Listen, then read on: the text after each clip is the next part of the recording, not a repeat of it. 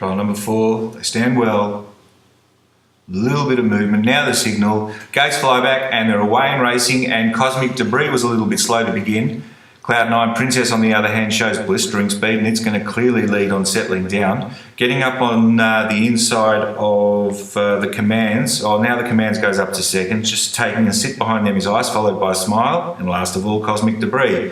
Well, it's just had a little bit of a breather now, this lovely filly, Cloud9 Princess, as it goes past the 400. It's still about 6 in front.